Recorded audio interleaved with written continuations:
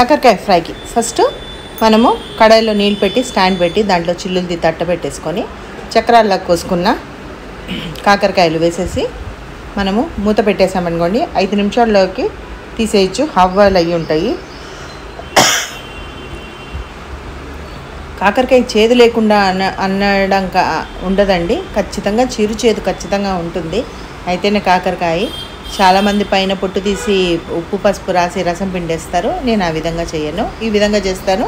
చాలా బాగుంటుంది. ఒకసారి మీరు ట్రై చేయండి. చూసారు కదా, 5 నిమిషాలు అంటే 5 నిమిషాలు పెట్టాను. మంచిగా హాఫ్ బాయిల్ అయిపోయినాయండి. అవి ఒక ప్లేట్లో తీసుకొని ఆరబెట్టేసుకుందాం.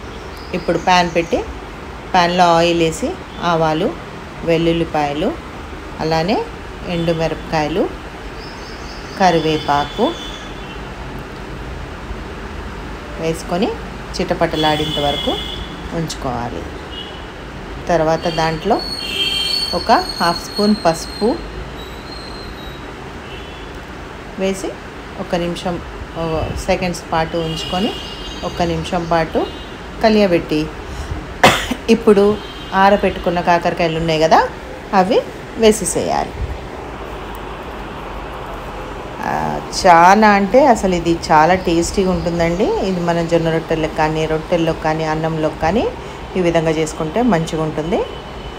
డయాబెటిక్ పేషెంట్లు ఆల్మోస్ట్ వాళ్ళు వీక్లీ థ్రైస్ తినాలి అని అంటారు కదా, ఎప్పుడు ఒకటే విధంగా కాకుండా ఒక 2-3 వెరైటీస్లో ఇప్పటివరకు నేను చూపించానండి. దాంట్లో ఇదొకటి.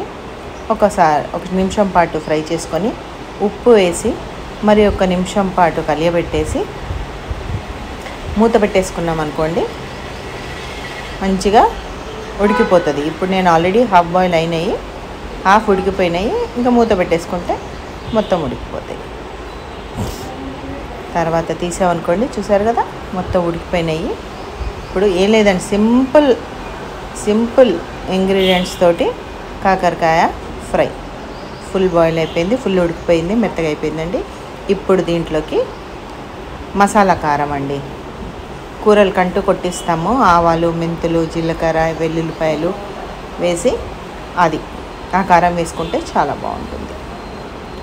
ఆ కారం వేసేసి ఇప్పుడు మనం ఏంటంటే కారం ఆల్రెడీ బాయిల్ అయిపోయింది కూర, కారం పచ్చివాసన పోయేంత వరకు ఫ్రై చేసేసుకుంటే సరిపోతుంది. అంతేనండి, కాకరకాయ ఫ్రై రెడీ. చూసారు కదా, పొడి పొడిగా ఉంది. మన నూనె కూడా ఎక్కువ వాడలేదు. సో ఏంటంటే హెల్త్కి చాలా మంచిది. కాకరకాయ మొత్తం దాంట్లో ఉండే రసం అంతా పిండలేదు. ఇవంతా తీసేసుకొని మొత్తం అయిపోయిన తర్వాత డిష్ అవుట్ చేసుకొని పప్పుచారు రసము అన్నంలోకి నంచుకొని తింటే ఉంటుంది.